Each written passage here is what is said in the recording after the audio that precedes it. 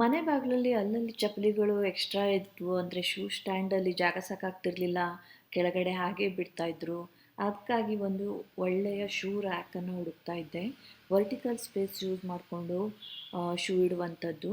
ಯಾಕೆಂದರೆ ಇವಾಗ 2 ಲೇಯರ್ಸ್ ಅಥವಾ ಅಗಲ ಜಾಸ್ತಿ ಇರುವಂತಹ ಶೂ ರ್ಯಾಕ್ ಆದರೆ ಅದಕ್ಕೆ ಅಲ್ಲಿ ಜಾಗ ಇರಲಿಲ್ಲ.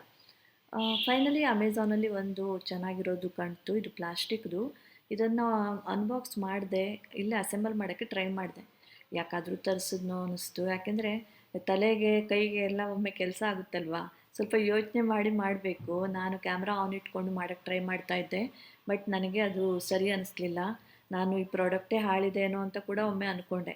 ಬಟ್ ಆಮೇಲೆ ಸ್ವಲ್ಪ ಶಾಂತಿಯಿಂದ ಮಾಡಬೇಕು ಅಂತ ಗೊತ್ತಾಯಿತು. ಅದಕ್ಕಾಗಿ ನಾನು ಕ್ಯಾಮ್ರಾ ಆಫ್ ಮಾಡಿಬಿಟ್ಟು ನಿಧಾನಕ್ಕೆ ಕೆಳಗಡೆ ಕೂತು ಒಂದು 5 ನಿಮಿಷದಲ್ಲಿ ಇದನ್ನು ಫುಲ್ ಅಸೆಂಬಲ್ ಮಾಡಿದೆ. ಮನುಷ್ಯನಿಗೆ ಹಾಗೆ ಅಲ್ವಾ, ಕಂಫರ್ಟ್ ಝೋನಿಂದ ಒಂಚೂರು ಆಚೆ ಬರಬೇಕಂದ್ರೂ ಹೀಗೆಲ್ಲ ಯೋಚನೆ ಬರುತ್ತೆ. ಓಕೆ, ಒಂದು 5 ನಿಮಿಷ ನಾನು ಟ್ರೈ ಮಾಡಿದ ಮೇಲೆ ನಿಧಾನಕ್ಕೆ ಎಷ್ಟು ಚೆನ್ನಾಗಿ ರೆಡಿ ಆಯಿತು ನೋಡಿ. I was very happy.